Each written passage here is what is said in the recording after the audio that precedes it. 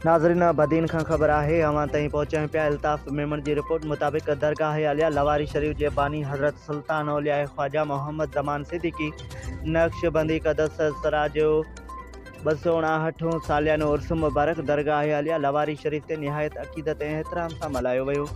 उर्स मुबारक जी मुख्य तक़रीब मौजूदा सजादा नशीन हज़रत क़िबला पीर मोहम्मद सादिक कुरैशी नक्शबंदी जन तरफ़ां दरगाह आलिया लवारी शरीफ ते थी गुज़री, जंहिंमें जनाब Pir Mohammad Salih Qureshi Naqshbandi chairman municipal committee Badin जी पिणु शिरकत कई। जॾहिं त दरगाह आलिया लवारी शरीफ जा मुरीद ऐं अक़ीदतमंद हज़ारनि जी तादाद में शरीक थिया। तक़रीब जो आगाज़ फजर नमाज़ सां कयो वियो, जंहिं बाद क़ुरान ख़्वानी तस्बीह ऐं हमद व सना बाद दुआ घुरी वई, जंहिंमें पाक फ़ौज मुल्क व क़ौम जी सलामती ऐं तरक़ी लाइ ख़ुसूसी दुआऊं पिणु घुरियूं वयूं।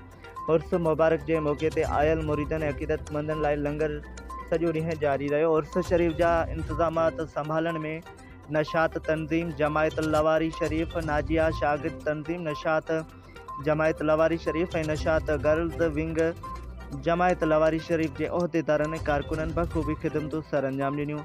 ॿिए तरफ़ दरगाह शरीफ हज़रत काज़ी अहमद कुरैशी रहमतुल्लाह अलैहि इस्लाम क्लब कराची में पिणु उर्स शरीफ निहायत अक़ीदत ऐं एहतराम सां मल्हायो वियो। जॾहिं त हैदराबाद सांघर नौशरो फिरोज़ लाड़काणो दादू सीता गंदाखा बलोचिस्तान समेत मुल्क जी कुंड कुर्छ में पिणु उर्स मुबारक जूं तक़रीबूं थी गुज़रियूं।